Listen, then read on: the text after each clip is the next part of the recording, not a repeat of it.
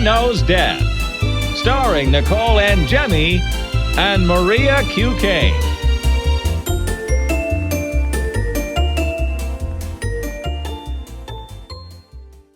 Hi, everyone. Welcome to Mother Knows Death. Let's get started with the story of the week. So first, we're going to talk about Wendy Williams' new diagnosis.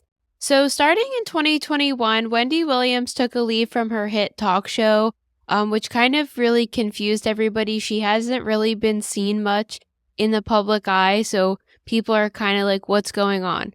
For those of you unfamiliar, Wendy Williams started in the 80s as this radio host. She became really well known for her blunt takes on pop culture, and she kind of was one of the first people to start just talking very honestly about what she thought about celebrities, so I really respect that from her.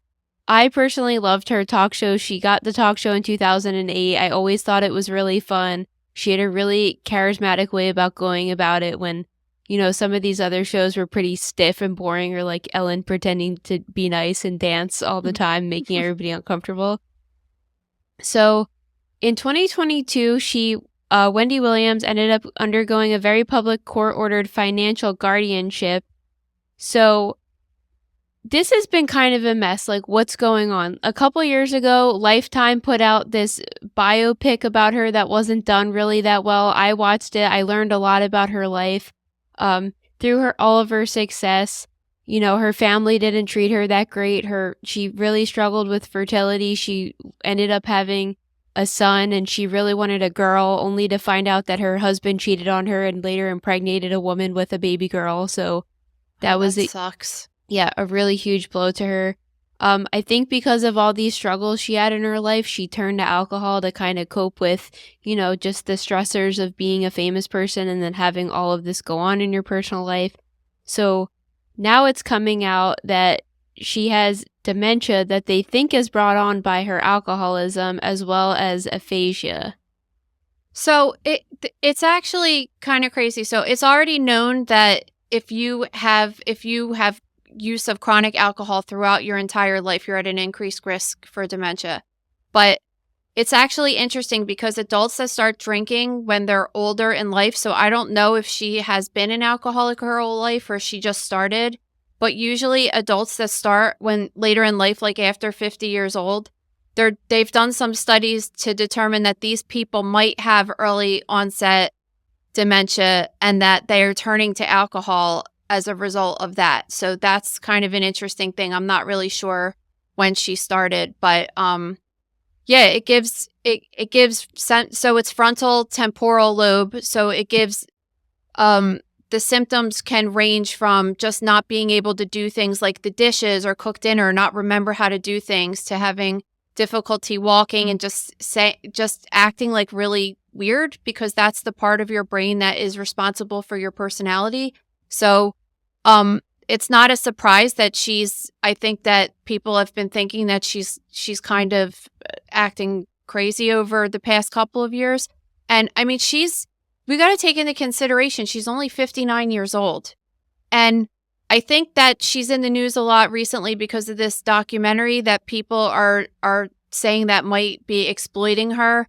And I haven't seen it yet. Is it even out yet? Yeah. So the docuseries came out on Lifetime over the weekend, and the problem people are having with it is now that this diagnosis has been revealed, they don't think she was in the proper mindset to consent to being followed around for a few years following her journey.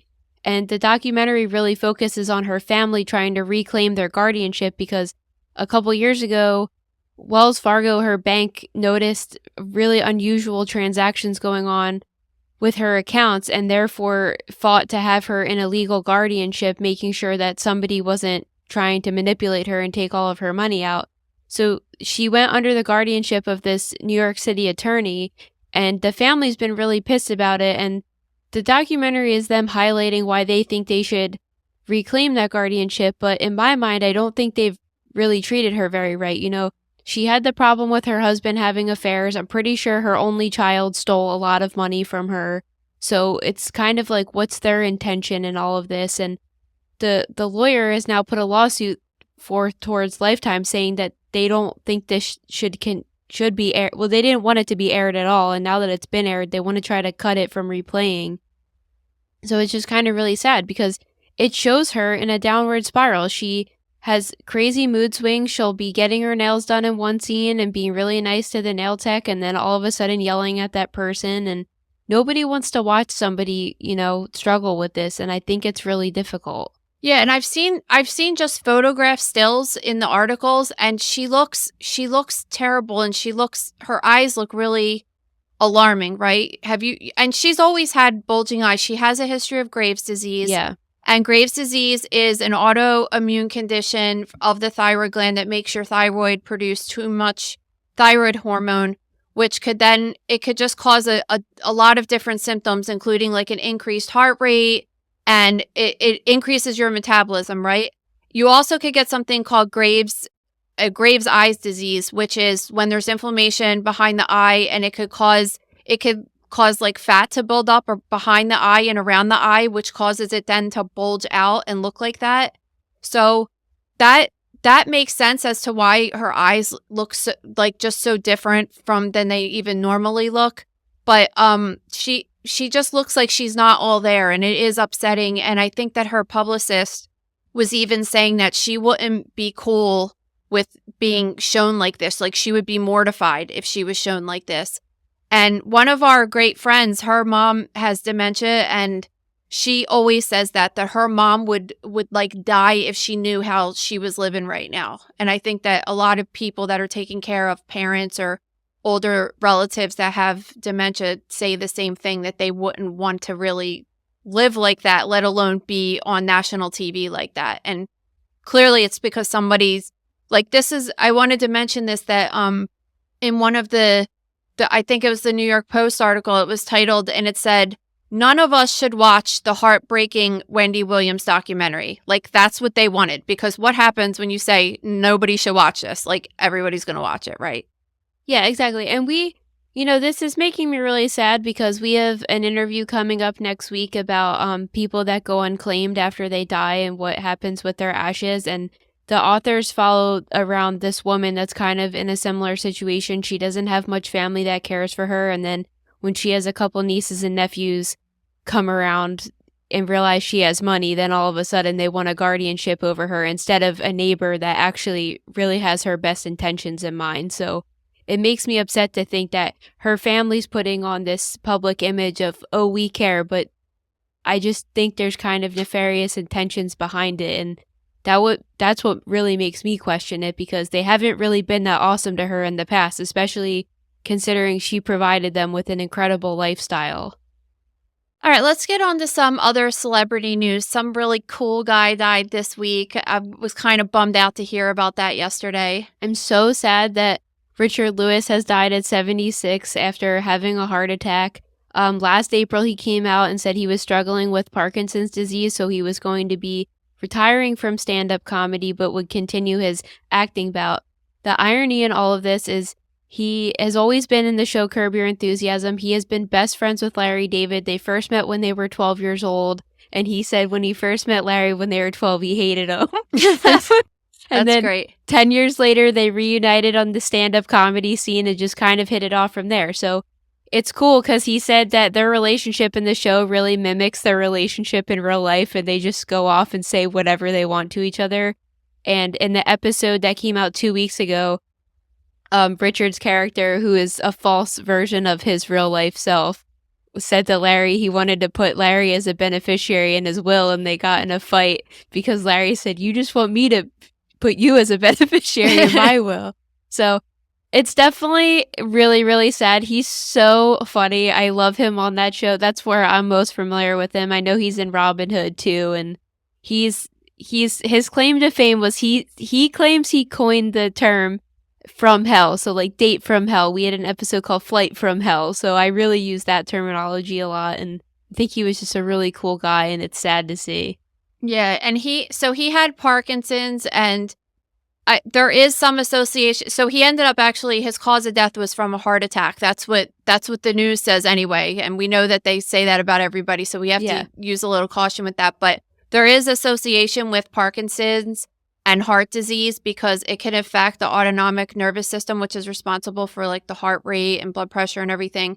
So there has been a strong association with that. And then also there is a stronger association with these patients that have an increased risk for ischemic heart disease.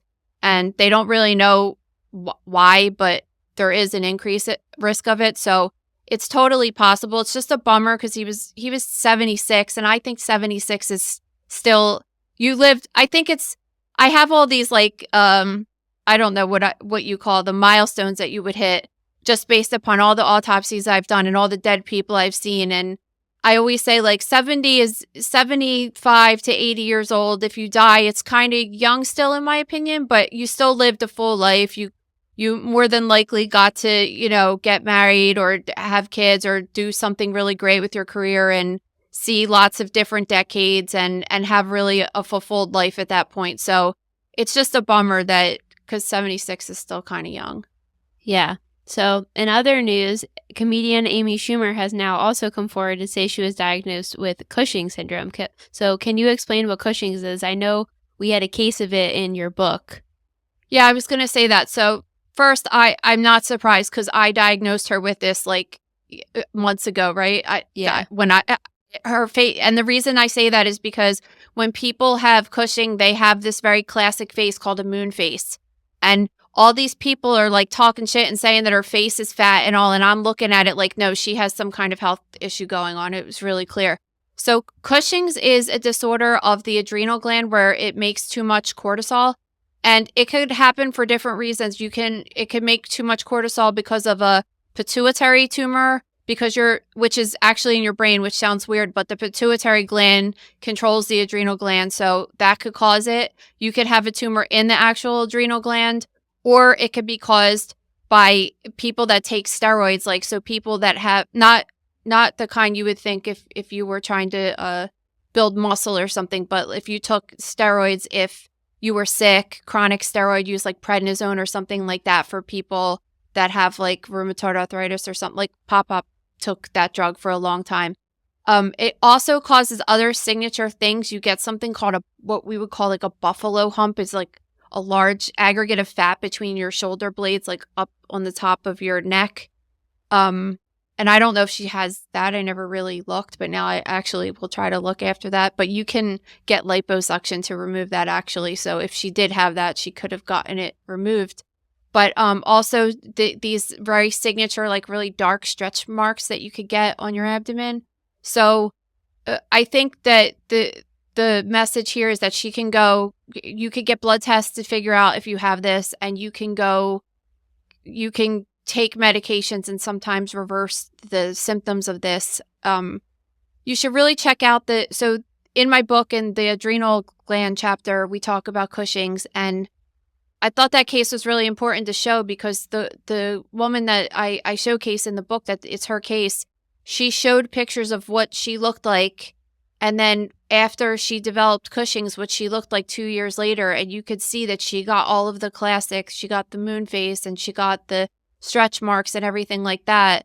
And it's just crazy to see what she looked like before and what she looked like after, and just the effect that too much cortisol on your body could have. Yeah, so people first started questioning this. The new season of her show, Life and Beth, just came out, and she went on The Tonight Show with Jimmy Fallon to promote it. And, classic internet trolls were just like, she must be pregnant. What's up with her? Why does she look like that? And I feel bad that she had to come out and be like, I'm dealing with something, assholes. Like, just leave me alone. Yeah. I mean, exactly. It's just, that's how it is, right?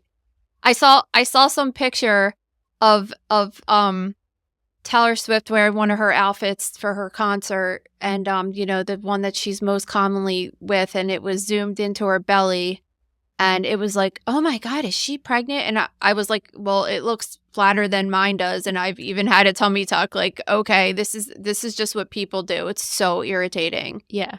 All right, let's get on to the freak accidents. So an NYU doctor was eating at Raglan Road Restaurant in Disney Springs. She told the waiter that she was highly allergic to dairy and nuts, to which they guaranteed the staff would prepare the food allergen-free. And I would say, in my opinion, I think Disney is really good about allergies and making sure to note them and everything. But not in this case, because apparently she died shortly after eating the meal, and then it revealed that she had elevated levels of dairy and nuts in her system. So now her husband is suing Disney. I also agree with you. I think that we know people that are super, like, have celiac disease and they feel safe eating at Disney World. But I don't know how I feel about this, because ultimately I think that that's not, this particular case, I would just say, is not really Disney's problem. Like, I feel like I feel like we've had this conversation multiple times in different cases. If you have an allergy that's that bad, I just don't think it's fair to put the responsibility on the 17-year-old kid in the kitchen that's cooking, that might have 5 people who called out of work and is overwhelmed and stuff. I just think it's not fair. No, I agree with you, because I say this all the time. As good as Disney could be about relaying allergies, and I think there is some level of, I think a lot of people, especially late teens, get hired in serving jobs and they don't understand the importance of being aware of food allergies. I worked with somebody for a really long time that thought soy was wheat, and there is gluten in soy sauce, but they're not like the same thing. So that was really hard understanding. Or people that just didn't understand that vegan was no animal products at all, things like that. Let me tell you something. Let me tell you something really messed up. I used to work at a pizza place when I was a kid, right? And they didn't want to tell customers that they didn't offer decaf coffee. So they would say, "Do you have decaf?" And they told us to say, "Yeah, we do." And you know what the difference was? We poured the same cup of coffee for everyone. And when we gave the customers decaf, we gave them one with a red straw in it.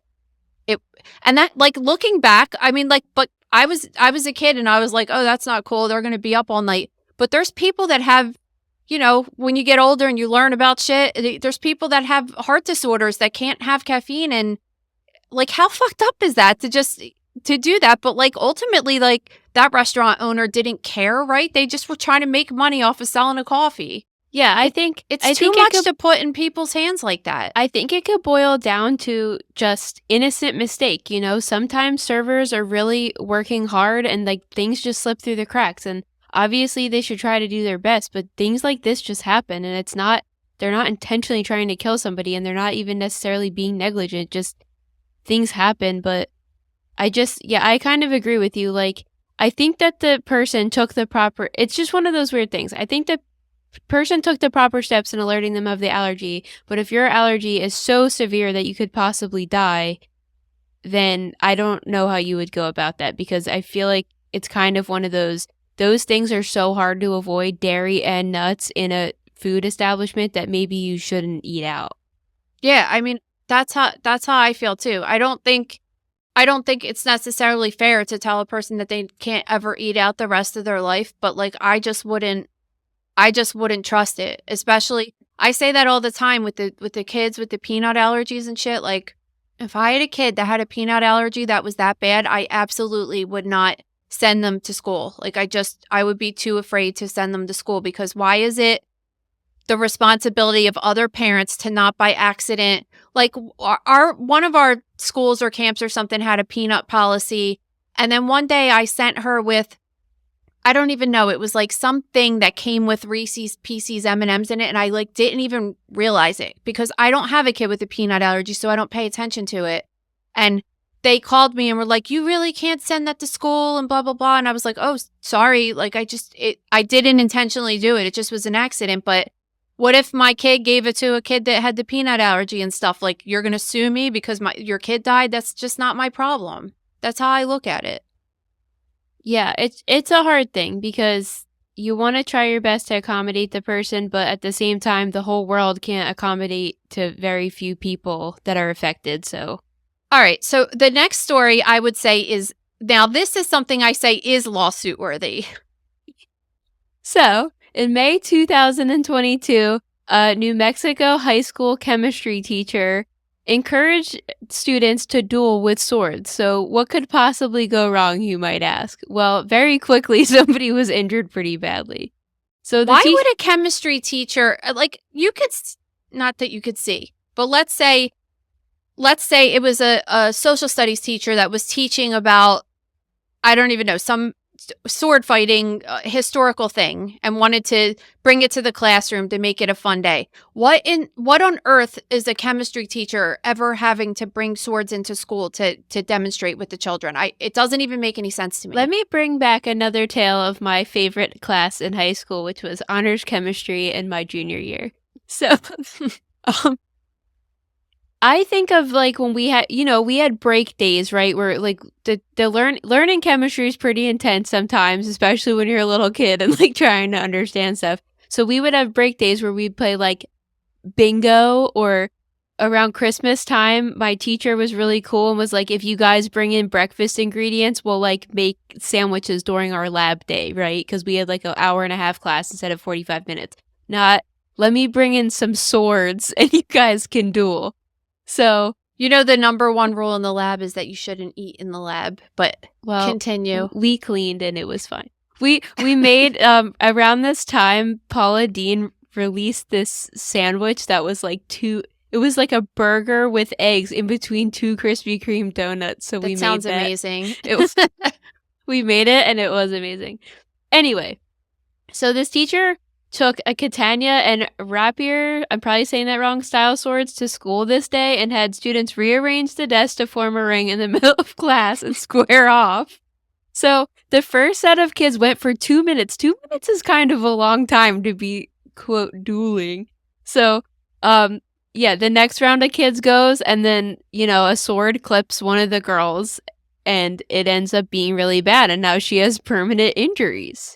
So this is something that really pissed me off about the article. I don't know if it was the article or the lawsuit, but it says that she suffered a, quote, deep and large laceration across her right hand and wrist that is inconsistent with a prop sword.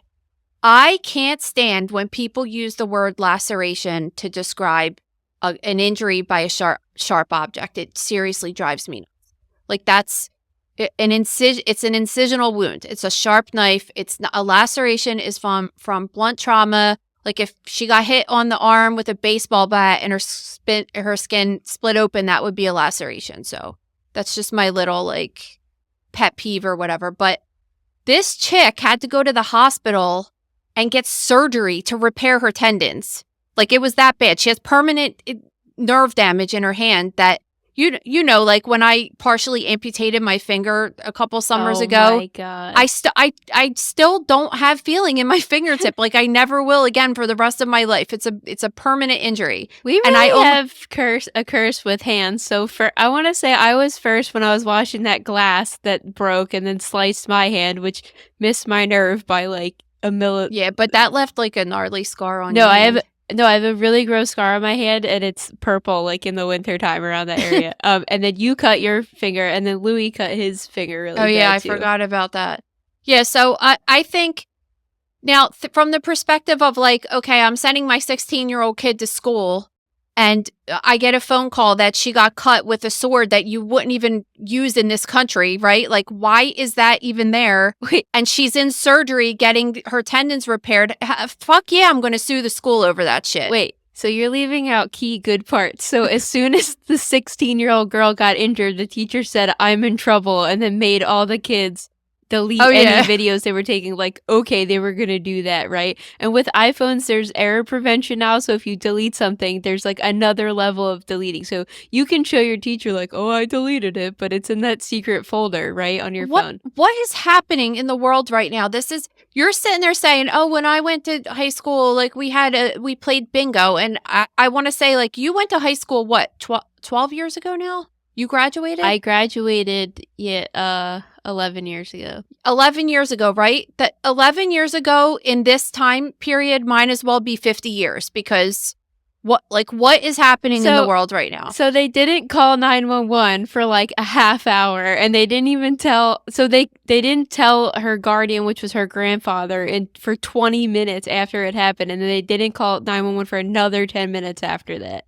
Which, if really it could have lacerated. No, it could have cut her radial artery, and it could have been an issue. So the lawsuit is not only naming the chemistry teacher, but also the assistant principal who wrote the incident up as, quote, a lesson on metal and melding, and the student accidentally cut another student with it. Okay. Wait, it was a lesson on metal and welding? It says melding. I'm going to say that's not correct because I'm not familiar with that word. I'm not either, but so I would that had say to be a typo in the article. Anyway, the teacher was fired 2 months later, which I feel like is kind of a long time to wait. How many other sword fights occurred during that time? Exactly. I mean, even when you have the activity of fencing, they have the swords, but they're like, I don't think you could really get hurt with those. And you're wearing a full suit too. You're wearing like a chainmail suit, right? That's the point, because it can cut you because it's a giant knife. It's just the dumbest shit I ever heard. Okay, flight attendants warn against this TikTok hack. So a viral TikTok's going around where a girl is saying that if you curl up on your seat, this is applicable to the economy section only, apparently, because the seats don't go back. So if you're in economy, you can curl up on your seat and tie your seatbelt around your feet so that if you fall off, you don't like slide down in the chair since you can't recline. To which flight attendants are saying, "Are you fucking idiots? Don't do that." Yeah, like what happens if there's something called turbulence, or like imagine if the oxygen mask falls and you're all like curled up in a fetal position trying to handle that situation. Or let's say there's like extreme turbulence to the point where you might be like flying out of your seat and hitting the ceiling. Do you want to have to unbuckle your seatbelt and then rebuckle it again during a time like that? Or like if the door flies off or something like that. I mean, just think about all the what ifs that could happen. Like, we just need to remember as a society that just because TikTok says something doesn't mean it's a good idea, which we see over and over and over again. Listen, I want to like scream at my kids every night because the thing with these kids that are from like 10 to 12 years old is this: they're obsessed with skincare, right? And my daughter will say she doesn't do TikTok, but she watches YouTube videos, which are probably basically TikTok the videos. same thing. Yeah, it's the same shit. So she'll say, "Oh, so-and-so says that I can't use these peptides on my skin and all this stuff." And I'm like, you're like, define peptides, Lillian. And I also say to her, I'm like, look at my skin. Do you think I have okay skin for an old person? And she says, yeah. And I said, well, then listen to me. Just don't use any of that shit on your face, because all they want you to do is get more zits so then you buy more shit. Like, don't listen to all this stuff this guy's saying. And I had this good conversation with her, and I was like, yes, like I got to her, right? And then I wake up the next morning and she's got a giant zit on her face. This kid's got like the most, but we call her Butters because her skin looks like buttery porcelain skin. And she's got this giant like abscess zit on her face. And it's because of all that crap she puts on her face, right? And I say, like, why is everything that these influencers on YouTube say trump anything else that anybody else says? It just makes no sense. Yeah, it really doesn't. It really is. It's driving me nuts because it's happening with everything in the world. All right. Next, a woman dies after getting her hair caught in a wheel at a freak accident while she was go-karting. Oh, God. So this was the day before her 33rd birthday. She was out with friends. She slammed into a barrier while go-karting at high speed. The impact then caused her helmet to be thrown off. And when a worker went to go help her, she was unconscious and said her very long hair was caught in one of the wheels of the go-kart. So we have a couple cases of this in the gross room, actually, where women with long hair get their hair caught in machinery, and it's actually really disturbing what happens because it can literally just like rip your scalp off of your skull. And these cases that I show in the gross room are people who have survived these accidents, but I'm telling you, they can't usually reattach it, and then you have to get this crazy skin grafting done. Your hair doesn't grow back unless you get grafts done for that, and it's just terribly sad. But there's certain things that I don't really think they emphasize. Like, I don't think when you go on a roller coaster at Disney World or something that they say, like, make sure you tie your hair back.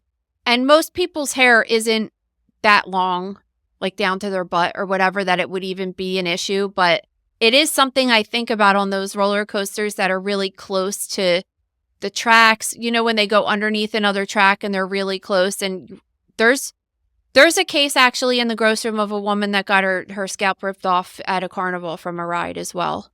Oh my God. And I don't know if that's what happened in this case, but whatever happened, it could have, if it got caught in the wheel and she was going fast, she could have had an internal decapitation. It could have ripped her head right off of her neck. I don't even know. It's just terrible. No, so scary. And you would think that, well, I guess now going forward, I've heard this story, so I now know. My hair's not that long, but if I'm in a situation like that, I would most likely put it in a ponytail or something. We need to carry around a checklist of all the things because of all these stories. You just can never live life. Well, so I do these posts on Instagram all the time, and people they'll always that's the most common comment is new fear unlocked. It's that's like the whole entire point of this podcast, right? This episode is brought to you by Olive & June. So guys, in 2020, I was first introduced to Olive & June. During the pandemic, it was a really awesome tool to have because I could do my nails in the comfort of my home, but also have salon quality grade. So I really absolutely despise going to the nail salon. It's one of those things most people see as a treat, but I really don't. I'm very busy. I don't often have time to go to the salon. I feel like I'm never satisfied with how my nails look after. So when I was introduced to Olive & June, it was kind of a huge game changer to me. So I want to talk to you about the Mani system a little bit because it has really changed my life as far as doing my nails, loving the way they look, and being able to do them on my own time. Even last night, for example, I watched the Real Housewives of Beverly Hills reunion, and I was able to just paint my nails and have them look great. So when you get the Mani kit with Olive & June, you get everything you need for an at-home manicure that looks absolutely incredible. And the best part is if you get the set, your manicures can boil down to be about $2 per manicure, which saves so much money. So one of my favorite parts of Olive & June is they made this thing called the Poppy. If you're watching YouTube, I'm showing this. So it's this little thing. When you get their colors, you can take the lid off and pop the thick part right off and then pop the poppy right on top so that you could take your non-dominant hand and paint evenly, which I can't even tell you was the struggle of my life. I think that's probably why a lot of people avoid painting their own nails because they could do one hand really awesome and then the other hand looks like a 3-year-old did it. Yeah, and I was asking you to do my nails a lot before that because I'm just I don't know what my problem is. I'm very artistic. I'm good at regular painting. I'm good at baking. I always say the two things I don't succeed at in life are making pancakes and painting my nails. But at least that's kind of changed with this. So today I'm wearing the long-lasting polish in the color Stinton Sunset. This is my signature color with them. If you look on YouTube, it looks really cute. It matches my engagement ring, which I love. Because of my color OCD, I only could do various shades of pink. So if you watched last week's episode, I was wearing the quick dry in point because, again, to reiterate, I'm a busy woman and I don't always have time for my nails to dry. So, well, let me give you my experience with Olive & June. So as you guys know, I get my nails done at the salon all the time and I hate it. I hate it so bad. I don't like going. And the reason that I have to go to the salon all the time is because I started getting my nails done when I was a teenager and my nails are absolutely destroyed to the point where I can't even not have a thick layer of protection on them. And I hate that. So one of the things that I wanted to do for my children who are very interested, because I have 2 little girls and they want to paint their nails, I love Olive & June for the kids. Not only is it's just really easy to use that they could even use it to paint their own nail polish and it doesn't look super sloppy, but it's also awesome because at the nail salon, they put kids' hands. I see it all the time when I'm there. Little kids' hands under the UV lights. And it's been proven that UV lights are terrible for everyone's skin, including children's delicate developing skin. So I love it for my kids and I wish that my nails weren't completely permanently destroyed, but unfortunately they are.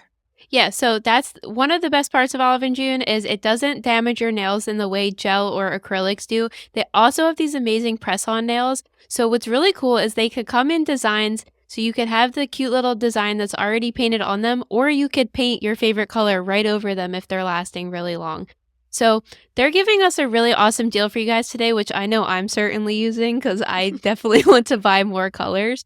So if you visit oliveandjune.com/MKD, you can get 20% off of your first system. So that's oliveandjune.com/MKD for 20% off.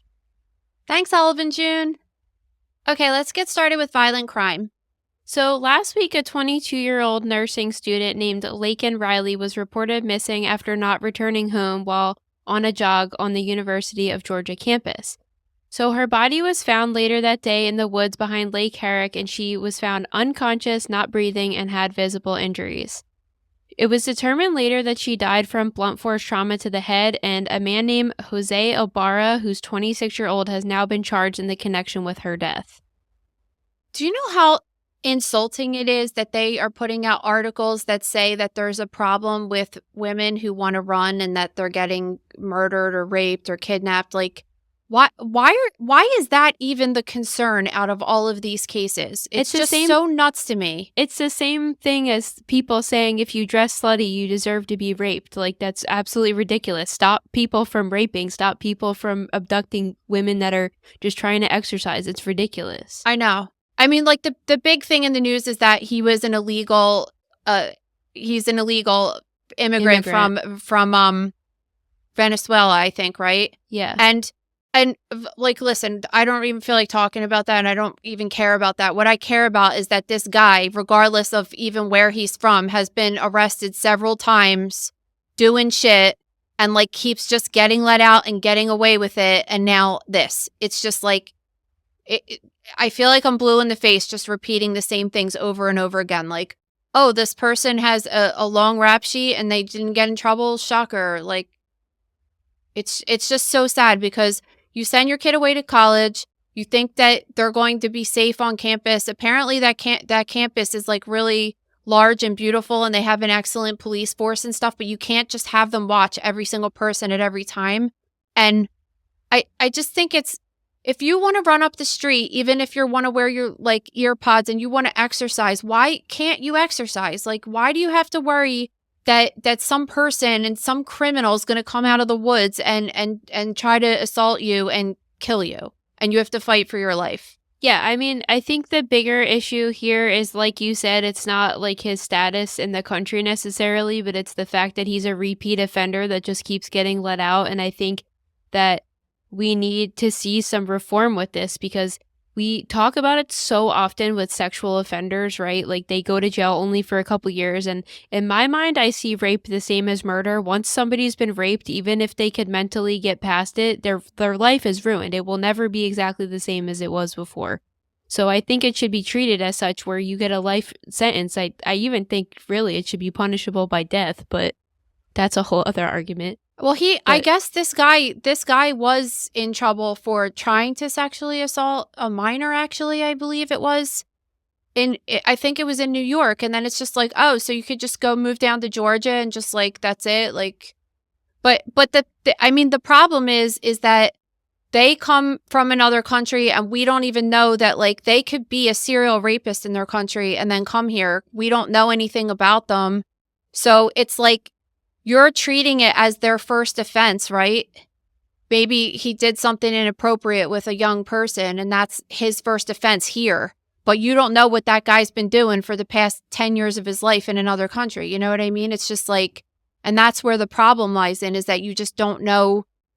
You don't know who you're letting in. You know what I mean? So, well, I think every news outlet is trying to take that as the biggest component of this. And I think the biggest problem in this story is that we see these repeat offenders, like, why, if he was doing crimes in his country of origin, also, why wasn't he in prison there?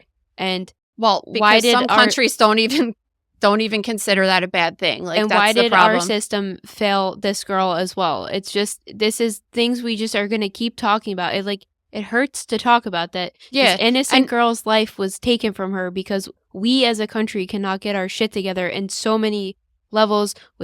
I understand we're lacking resources when it comes to imprisoning people and everything like that, but like, there's so many things that they're focusing on that don't really matter, and then you hear things like this so often. Did I tell you in my state that the thing that they were focusing on last week was we don't have a muffin for a state muffin for New Jersey. Yeah, I mean, that's what the legislators were dealing with, naming a state muffin. It's the and same you're with just the like, plastic people bags. are getting raped up in here, and you're like worried about muffins. Like, come on. It's the same with the plastic bags. In 2022, they took plastic bags out of stores, and they found that the new bags, that the cloth ones that are reusable, are causing 3 times more damage to the environment than the plastic bags were.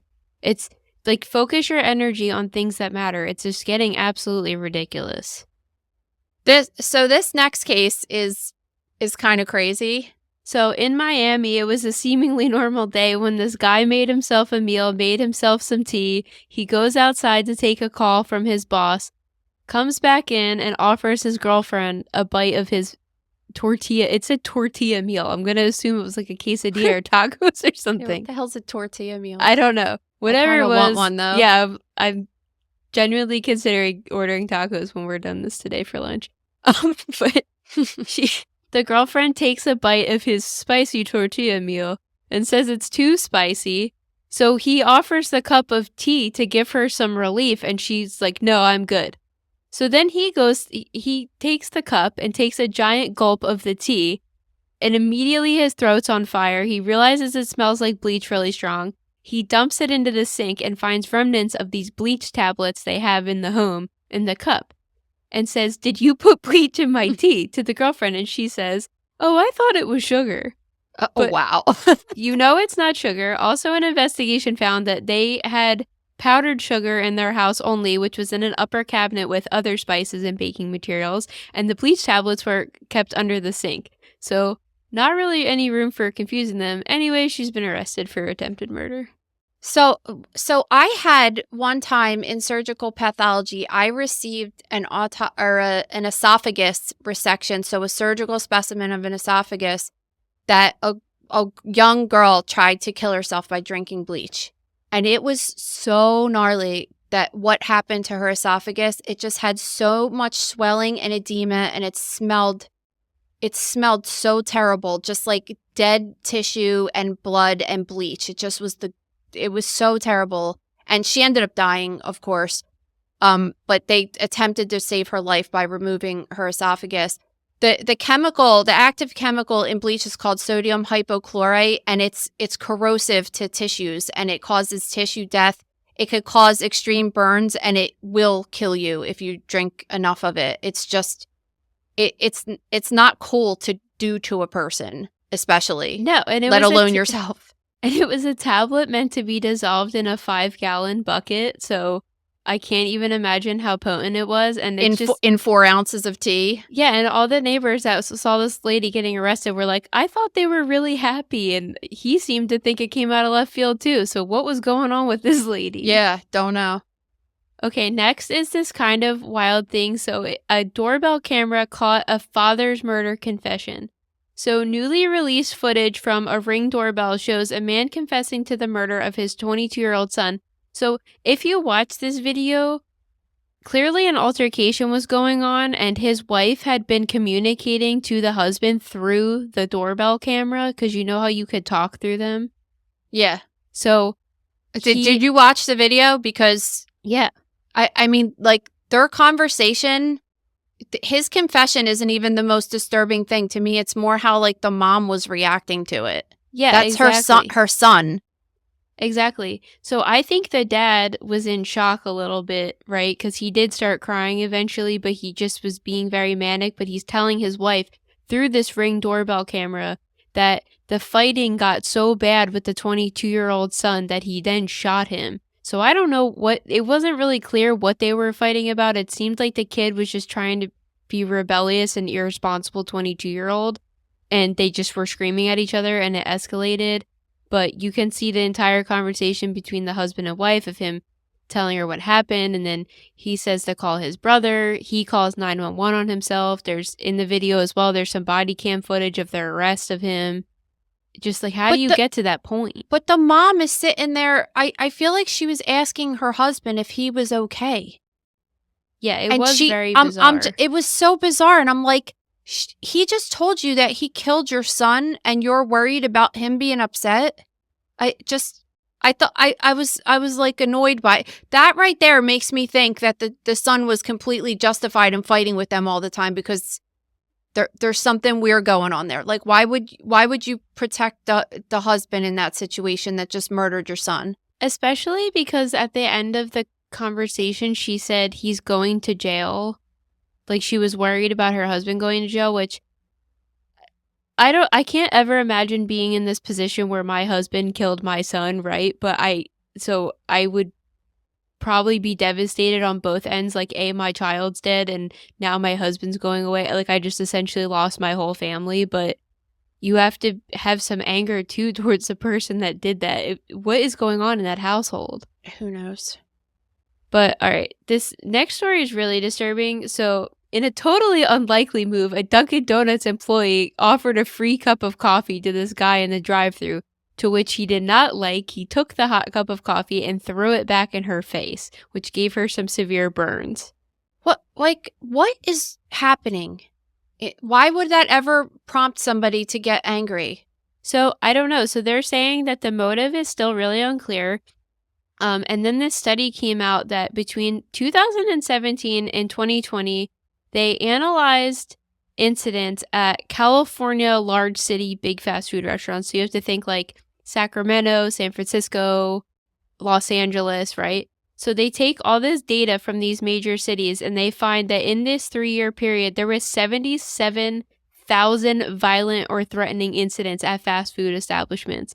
So clearly people have something going on when they're with these employees. And most of the time, I wouldn't say I agree. I definitely don't agree with this guy's actions. I understand frustration with certain places when you're in a rush and they just especially Dunkin' Donuts because they screw up your order every single time you go there. Or like at the Dunkin' near your house, there's just a guy that like molests my hand every time he hands me the coffee. He's like he grabs your hand and goes like, "Ooh, here's your change, thank you." No, like if you're watching YouTube, like he literally will grab my entire hand like this, and I want to throw up every time. So I stopped going there.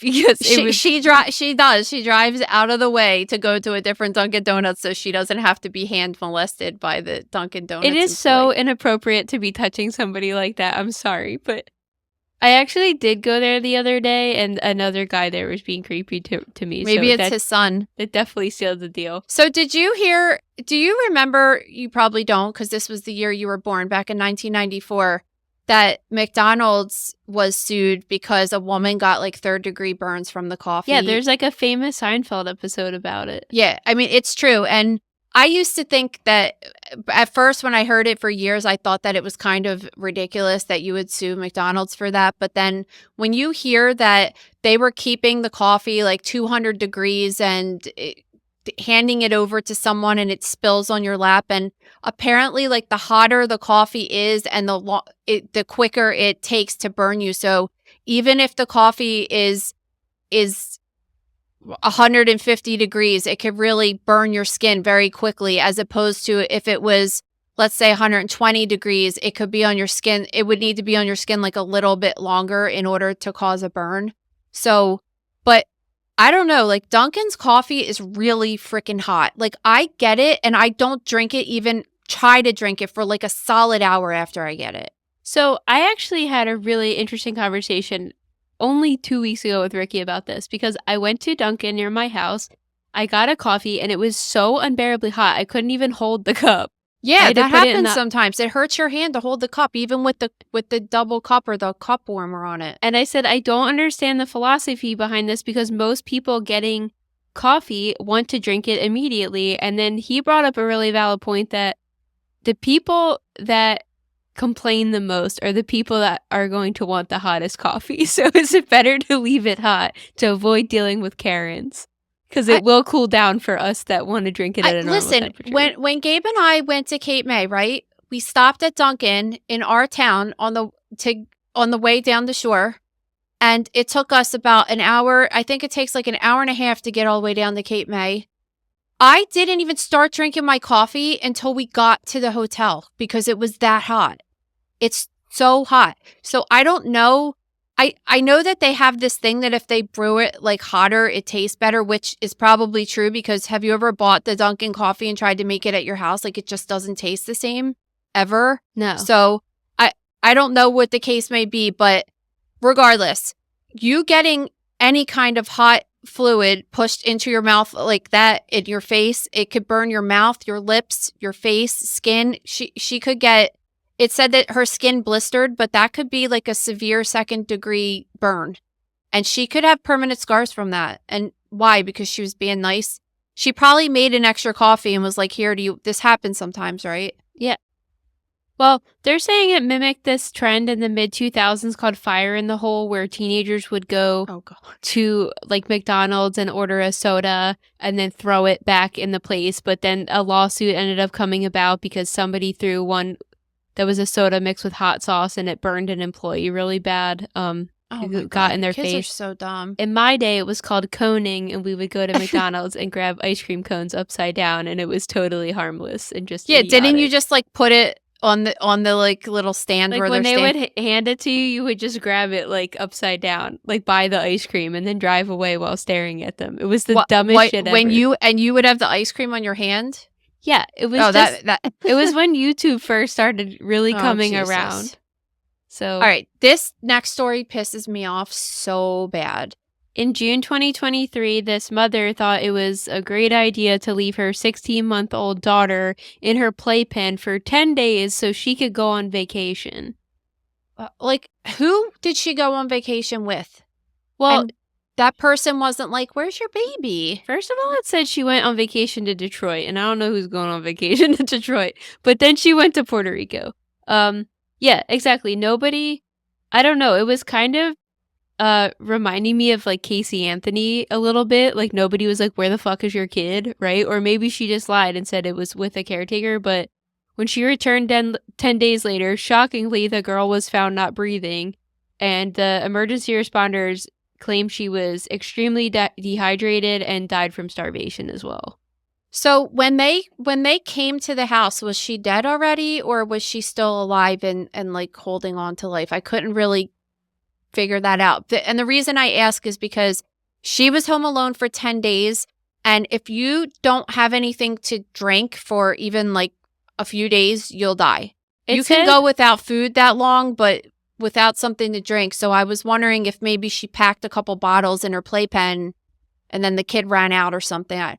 Just imagine a 16-month-old child fending for themselves and how disgusting that is. No, it is disgusting. They said the child was pronounced dead shortly after emergency responders arrived, so I'm going to assume she was dead when they got there. I like, this is why I'm a fan of like eye for an eye. I think, why don't we just, you don't have to put her in jail. Just like let her sit in a house and just like don't feed her and give her anything to drink for 10 days and see what happens. So she pleaded guilty to aggravated murder, child endangerment as part of a plea deal, but I don't understand what the plea deal is because she still faces a life term when she's sentenced in a couple of weeks. So maybe she won't get death. I don't really know. Scumbag. Yeah, I don't know what the policy in Ohio I'm starting is. to think, I was listening to Nancy Grace the other day and she was interviewing the mom of that girl, that 11-year-old girl that just got kidnapped from before she was going on her bus. We didn't even talk about that because I just hate talking about these terrible stories with kids.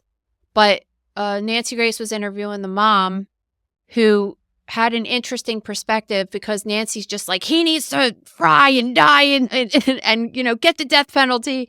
And the mom was like, I don't want him to get the death penalty. Like he'll go to jail. And when you go to jail, when you do stuff to little kids, like they take care of you in jail.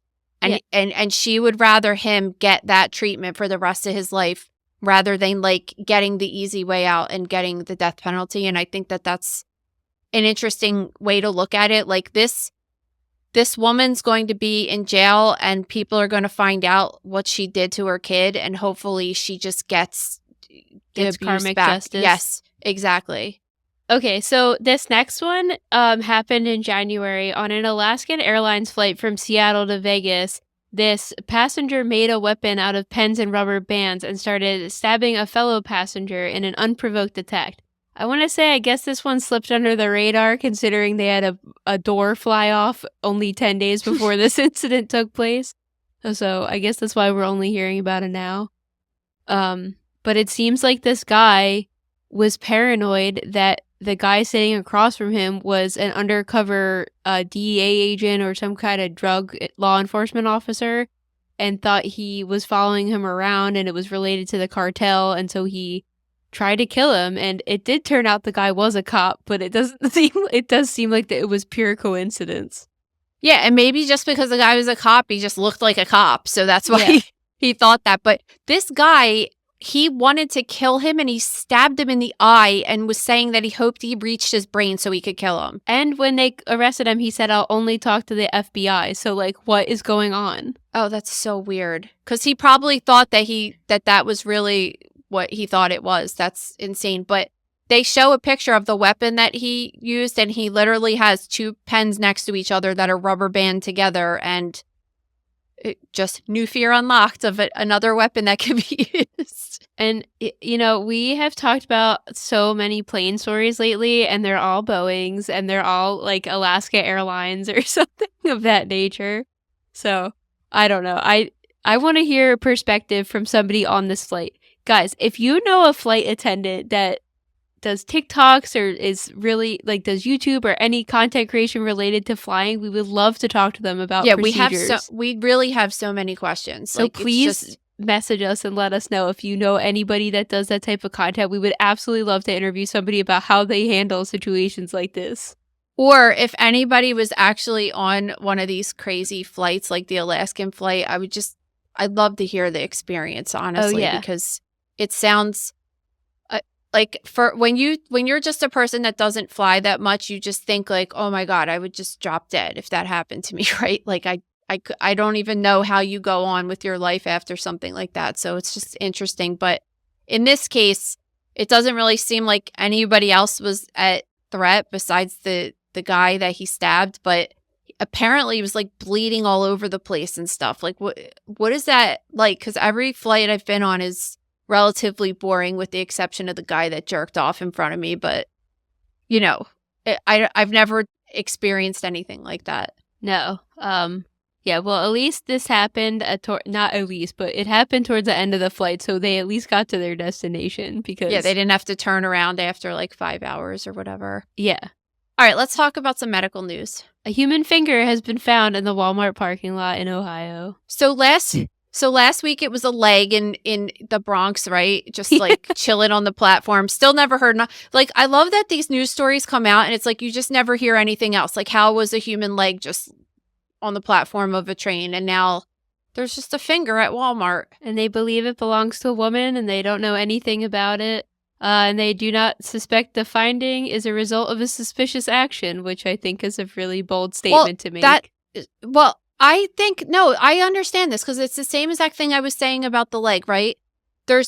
It's probable that it's from a person that had an auto amputation of their finger and there's signs of gangrene on it. And that's why they're saying it doesn't look suspicious, because if it looks suspicious, you would see either a laceration at the edge of the wound indicating that something really hard fell on it and made it like fall off, or somebody hammered it off. Or there would be an incisional wound that would show that somebody cut it off. So if neither of those things were found, to me, because that would be suspicious, right? That either they did it to themselves or somebody did it to them. But if it just had evidence of pathology on it, like gangrene, they could say, okay, this is a natural process. So this person lost their finger. We don't know whose it is, but it came off naturally. Okay, so a finger can slip off a little more undetected. But what about when you're on the train platform and you're seeing a guy that's leg just slips off and falls in the track, and that's that? I would say that I've never seen anything like that with a whole leg, but I have seen it with a foot and maybe even a lower leg and a foot. So when they say they found the leg, is it like a leg all the way up to the hip, or is it a leg a foot with a little leg on it. It's very, I need to know the details of that. I need the eyewitness that saw this fall off and just went about their day. Right? We might need to start doing calls, like call days, and have them set up with like people that, you know, put all the news stories up and be like, if anybody had anything to do with these stories, just call us because we need more information. Yeah, absolutely. Okay, next is all about Zyn. So Zyn's a nicotine alternative marketed as a, quote, fresh way to enjoy nicotine. But as we learned, no nicotine is good nicotine. So do you want to explain exactly what this is for everybody? First, I just hate these people, okay? Zyn, I hate Philip Morris. They're the biggest scumbags on the earth. The people that have created cigarettes and most of the problems you see with tobacco and tobacco-related illness is because of these people. It started off in the 1950s when there was all these scientific studies starting getting done, like why are all these people getting lung cancer? And then they associated it with tobacco. And then Philip Morris was just like, yeah, no, our stuff is safe. And they kept saying it was safe, even though they knew it was safe. And then finally, when they couldn't ignore it anymore, they came out with these low tar cigarettes, which they knew weren't safe either, but they told people that they were safe. And then they said second degree smoke wasn't an issue and said that it was safe to smoke in front of people. They have paperwork dating back to the 1950s also saying that Philip Morris would say all the way up into the 90s and the 80s that they would say that nicotine wasn't addictive, but they found paperwork that said that they knew about it in the 1950s. So they're scumbags, right? So why in the world would you trust them with this new safe product they came out of? You have to be a moron to think that this shit is safe. Yeah, and I mean, not surprisingly also, it's very attractive to teenagers as other smoking products are as well. So it's just really scary to think that people are being marketed these quote unquote alternatives when they're healthy alternatives when they're not better for you. It's the same thing with vaping, and it's the same thing with these. So this is a nicotine pouch that you put in your mouth against your gum line and the inside of your mouth.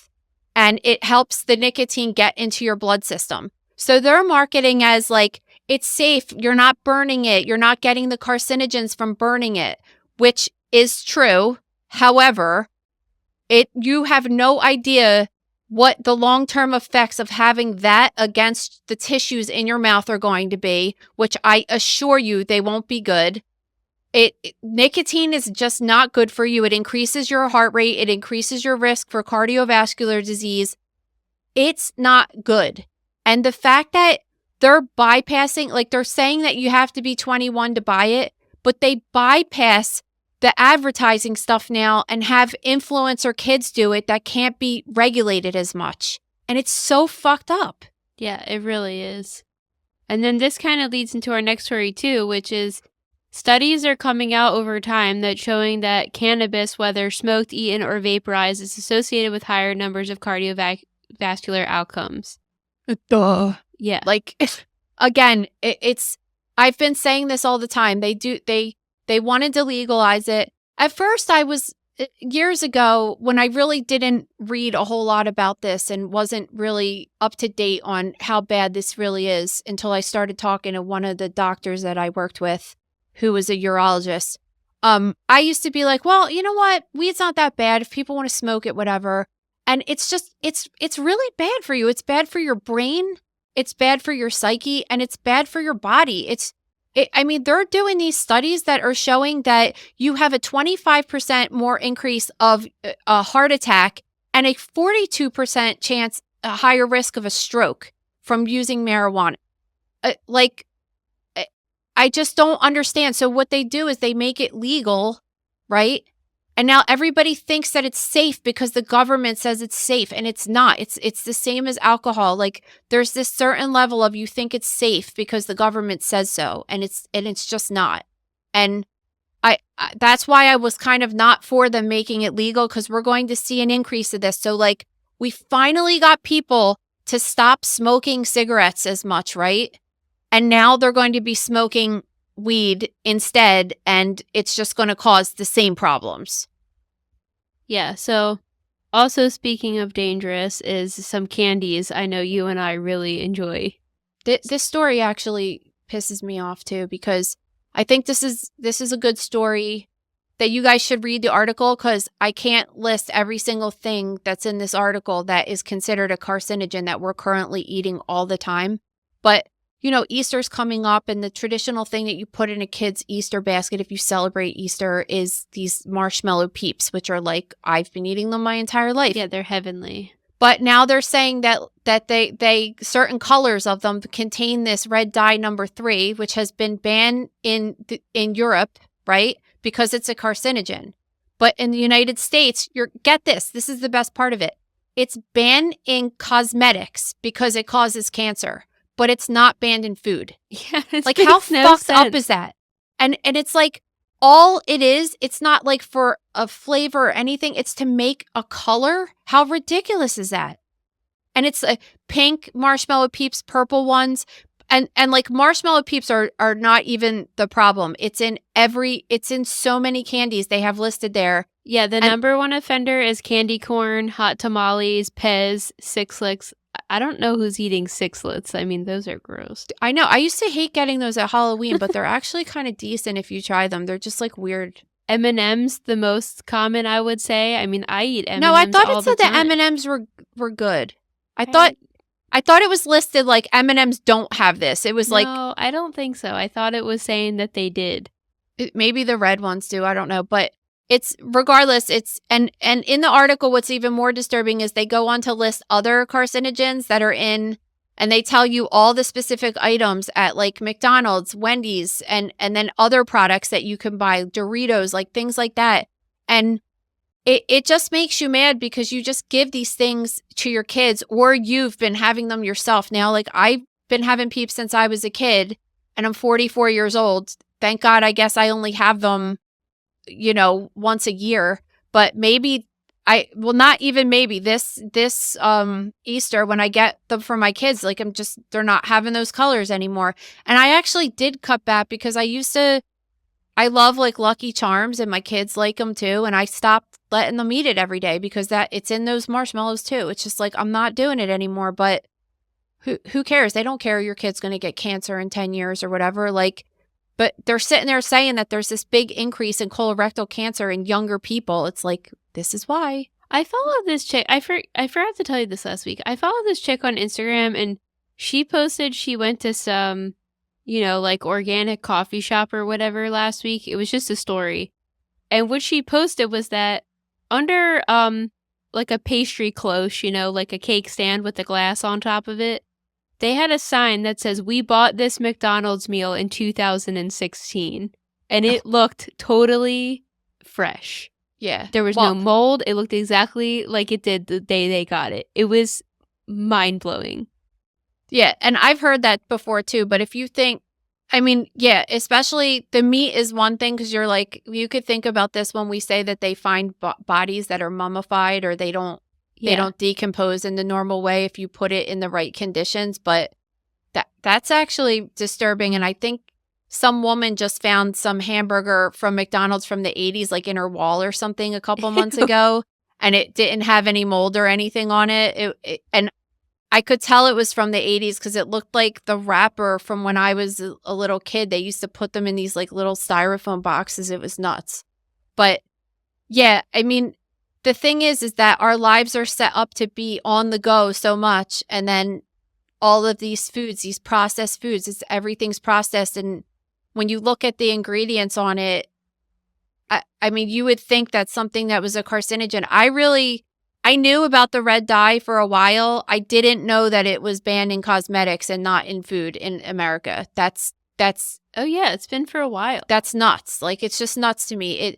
It's known to cause cancer. I don't know if they've ever been able to correlate it in cancer in humans, but it's definitely known to cause cancer in animals, and especially if it happens in rats, and we're mammals as well, that it's something that needs to be taken seriously. Okay, on to the next story. A woman in Ireland lost more than $800,000 loss in an injury lawsuit stemming from a car crash after photos showed her launching a Christmas tree during a post-holiday competition and winning the event. What a fucking moron. You win $800,000 for a settlement, and you're going to go risk it just to prove that you could throw a 5-foot Christmas tree further than someone else. So she's The picture's great too. It's just like she's just posing like, hey, like I just won this contest.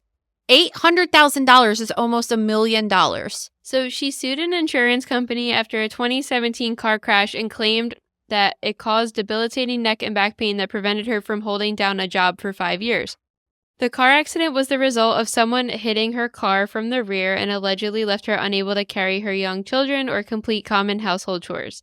So she quit her job shortly after receiving disability payments and argued that the previous and future lost income totaled nearly $500,000. So then all these pictures come out of her competing in this Christmas tree competition that involved people throwing 5-foot spruce trees as far as they could, and she won.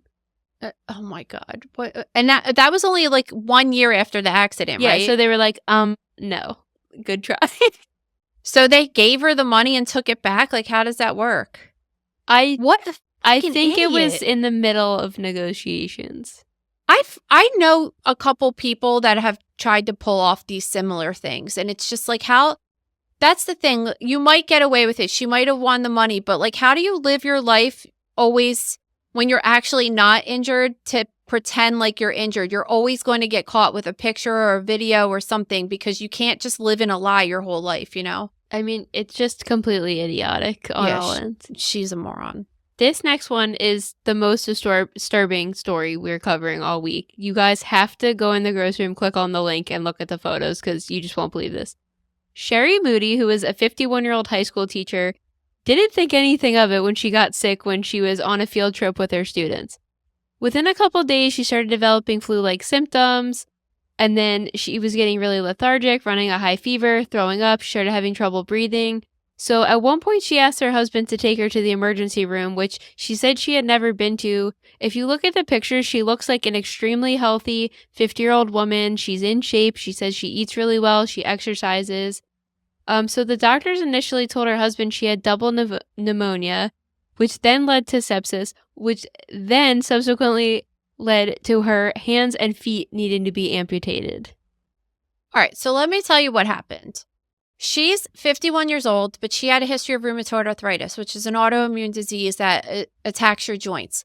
So she was on medications which made her considered immunosuppressed, which means normally, even though she was healthy or going to the gym and anything, like normally you might be exposed to, especially she was a teacher, right? Like exposed to a sick kid, you wouldn't get sick. But when you're immunosuppressed, you're just a little bit more or even a lot of it more likely to get sick being exposed to a certain bacteria. So she got a bacteria called strep pneumoniae, which is, it can be a nasty bacteria in anybody that gets it. And she ended up having double pneumonia, which then got into her blood, which then caused a condition called sepsis, which is when the bacteria gets into your organs and it could cause your organs to shut down. It causes your blood pressure to go really low and it ultimately could kill you. I've done so many autopsies on people that have died from sepsis. But the crazy thing that's bothering you the most is her arms and legs or her hands and legs. So they put her on a drug that is called a vasopressor. And they do that because when the blood pressure is so low, they want to make sure that the blood is staying near the vital organs, like the heart and your liver, all your lungs, all of your organs won't function without oxygenated blood, right? Unfortunately, pulling the blood closer and keeping it to the heart and the organs takes it away from the most distal parts of your body, which is your fingertips, your hands, your toes, your feet. And what happened was those extremities were not getting enough oxygenated blood and they all died off. So her hands, sometimes people just get a fingertip, it happens to. Sometimes it happens to people's whole entire hands. And when you look at this picture of her, you see that her hands and her legs or her feet at least, are pitch black. They're dead. And she had to get them amputated because there's no bringing them back to life at that point. Now, on one hand, you're like, Jesus, that sucks. You're not going to have hands and feet. You're used to being an able adult. But on the other hand, like, she's alive and she could get prosthetics and have a completely long life now. and I think that you have to take it into perspective that that's what happened. Yeah, and I think this is really admirable because she seems to really be taking on this new life with the most positive attitude ever. And like, that's the best possible outcome you could see out of something like this. Yeah, I mean, when you almost die and think about her husband dealing with this and thinking that she was going to die, she was in a medically induced coma at one point. Like, she just, you sit there and you say, like, okay, this isn't really that important. I mean, it is. You don't need your hands and feet to live, though. You just don't. And there's plenty of people that live fulfilling lives without them. Okay, on to other death news. We have this sad story about a teen who was charged after helping his girlfriend with her suicide. So, a Texas teenager's been charged with helping his 17-year-old girlfriend take her own life, and authorities are saying after an extensive investigation, they collected evidence that indicated that he assisted with the suicide. Yeah, it seems like some of the articles were saying that they didn't really know why they decided it, but it seems like he was texting her, and he was the one that picked her up from her house and brought her to the location where her body was found. They said her body was found in a pond. I don't know what she looked like, what her cause of death was, and how they determined it was suicide versus homicide, because they were on and off boyfriends.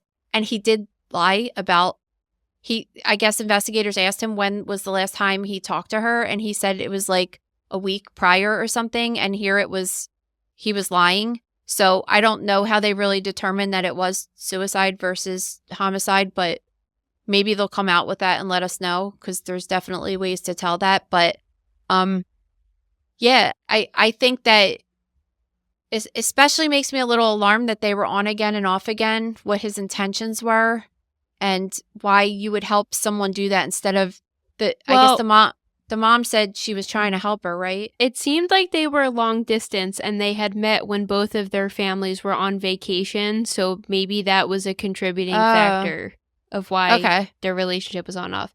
Do you remember something similar happened 10 years ago and this really blew up where an 18-year-old boy had died by suicide after putting the pipe in his car? I don't know exactly what that method's called. Oh, carbon monoxide poisoning. Yeah, so and they later found texts where his girlfriend had been encouraging him to do it, and she later was convicted of involuntary manslaughter and served 11 months for encouraging him to go through with it.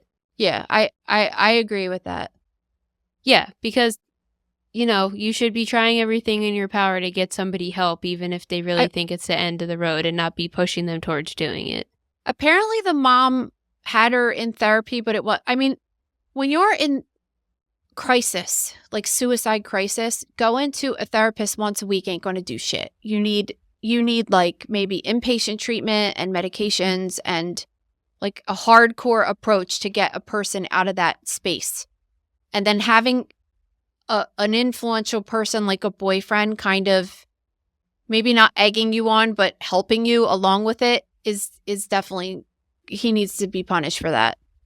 Breaking news, Chick-fil-A recall on Polynesian sauce. Why? Because of red dye number 3? Hold on, let me read it really quick. I just got the alert, but oh my God. I think this is important PSA because we huge Chick-fil-A people. Oh God. Ugh. I'm not eating it for it a may while. contain wheat and soy allergy. Oh. Well, whatever.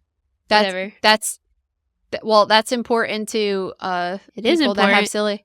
No, it is important because we've just been talking about this stuff, so they should recall it and let people know so they don't accidentally having an issue. Yeah, but there's probably red dye number 3 in it because it is pretty red. It's so delicious though. Yeah, but is it that delicious that you want to get cancer? No. All right. On to question of the day. Every Friday on that at Mother Knows Death Instagram account, we post a little question box. You can ask us whatever you want. Make sure to look out for it. It will be up definitely every single Friday. I usually post it around early to mid-morning.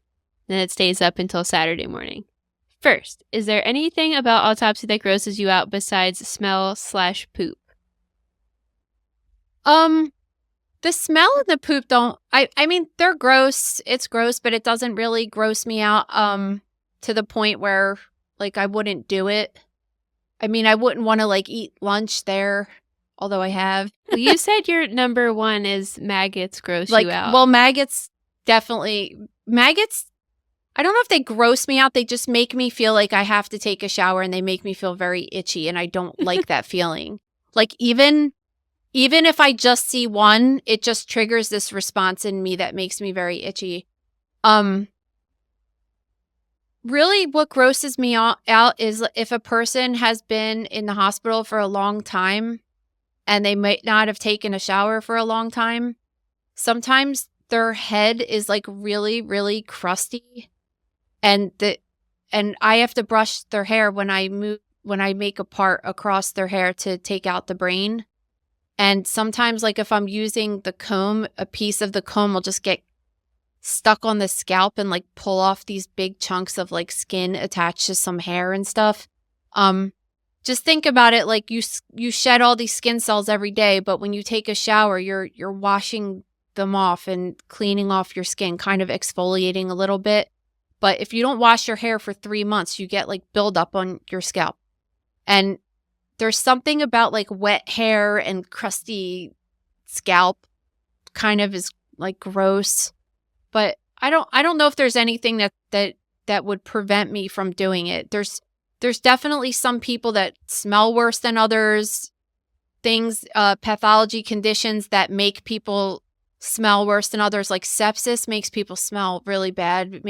I feel like it accelerates decomposition, and it just makes people smell a little worse. Sometimes they're juicier, like things like that. But I guess that's the kind of stuff. Next, what does the Q stand for in Maria Q. Kane? Well, I used to have a very unique name, which was Maria Qualtieri, and then I married an Irishman, and now my last name is Kane. So, went boring. There's a lot of Maria Kanes. So when Maria was getting married, the girls were like, we didn't want Maria to change her last name because that's my maiden name, and the girls would be like, Kane is lame. Don't change your name to Kane. It's lame. Yeah, so I definitely have liked my identity shift, even though I felt like I was in crisis for the first couple months after you change your name and you're just like, who am I anymore? Maybe I'm the only person. I didn't care because Gabe's last name, it was like equally as cool as my last name, so I didn't care. But if his last name was Kane, I don't. I feel like I would have, because it's just like. It's like a family respect thing, but I wouldn't have been happy about it. That was our friend Nancy, other Maria's friend Nancy. Yeah. She we don't have to say her name, but she had a really cool Italian last name, and then her husband's is so boring and she just hates it. She's just like, this isn't who I am. Like she's like a very like super South Philly Italian person, I don't hate the name Kane at all. I actually really like it. There's a lot of Maria Kanes, and I needed to do something to differentiate myself from them. And Q is not all that common in the last name, so. And also, like, whenever, if you go to Anthropology or something and they always sell like a mug with an initial, like we just had the coolest initial, Q. It's just very unique. It's very specific to our family because there's not that many people that have a last name of Q. So it is, sometimes I have like a little Q initial earring I'll wear sometimes and stuff. And because it's our letter. That's like our real last names.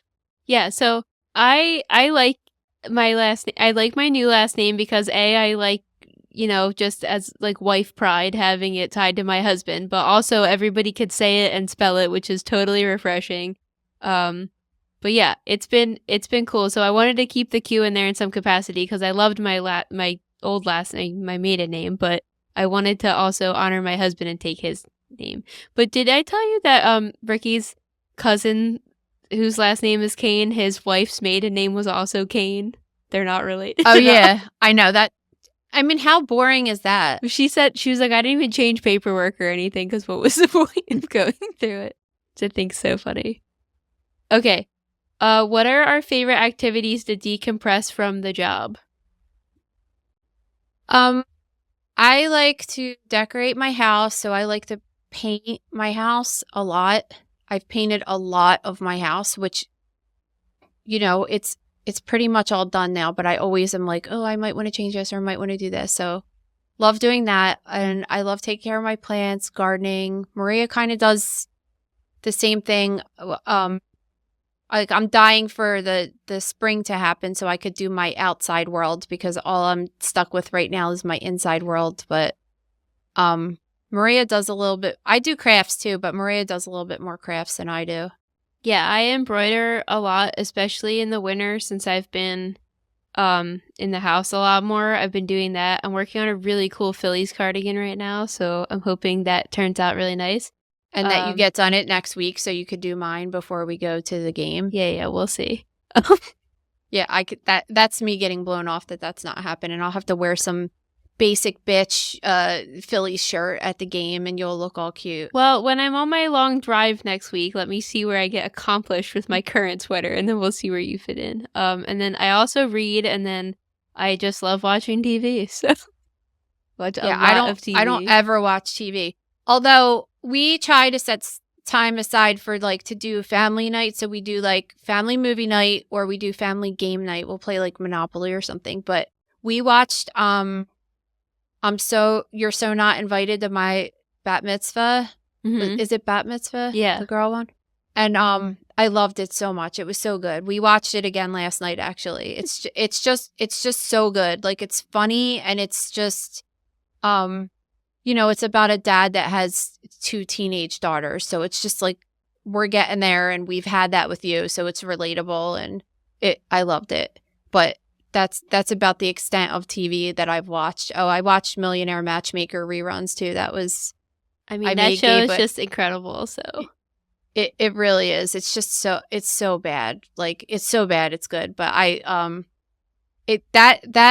put that on like a Friday or Saturday night just to totally like, sometimes talking about this content and writing about this content and seeing this content all the time is just like a little bit much.